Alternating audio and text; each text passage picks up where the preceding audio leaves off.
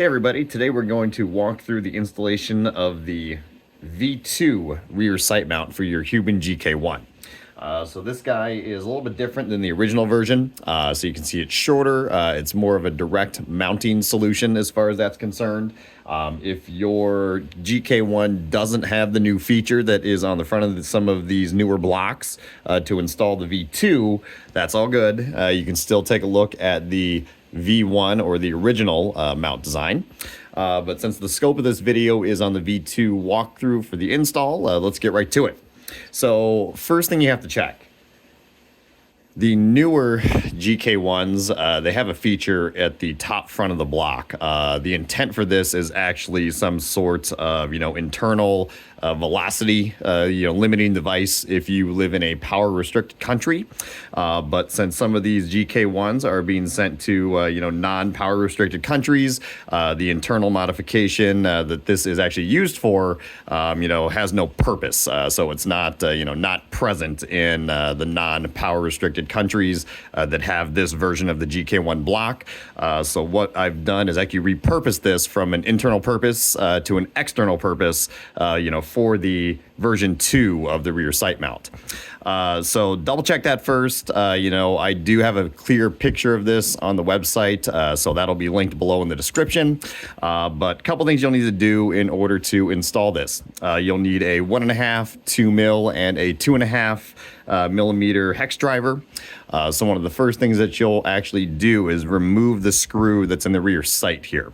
So this one is a 2 millimeter screw.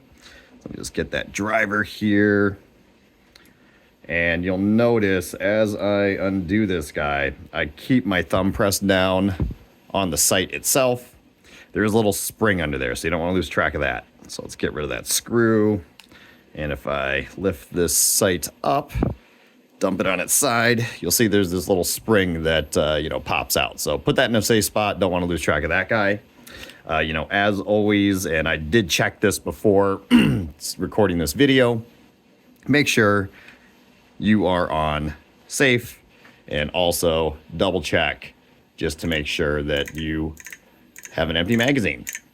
So now that you've removed the screw for the rear sight, what we'll do is take out the plug that is in the front of the block here. So that's a 1.5 mil. So we'll just unscrew this guy, put that in a safe spot. Next, we're going to grab the mounting plate. So in the mounting plate bag, you'll actually have a couple screws. Two of them in particular that you'll look for the installation are these M3 cap screws. So what I recommend is actually placing one of the cap screws in the rear of the mount.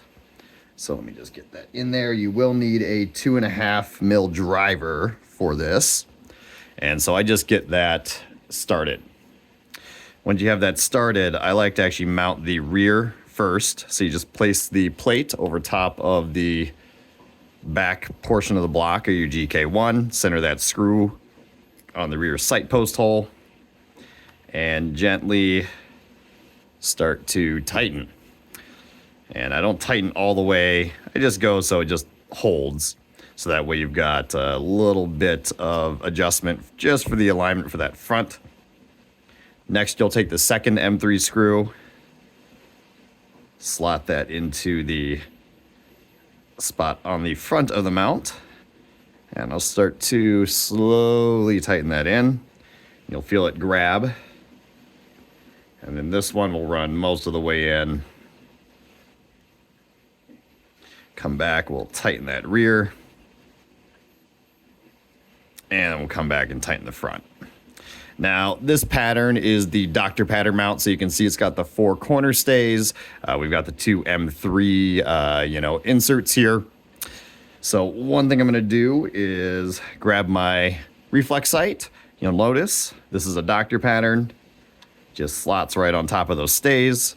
And then what you'll do is you should have 2 or 3 sets, actually, of these countersunk screws. Find the length that fits your needs best, or your sight best, and then you'll actually need a 2 millimeter hex to tighten these down. So get this guy tightened up here,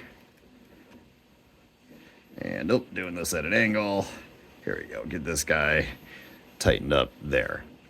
Now, again, I don't go gorilla tight on all this stuff. I just go very snug. Haven't had any issues with zero shift, any movement.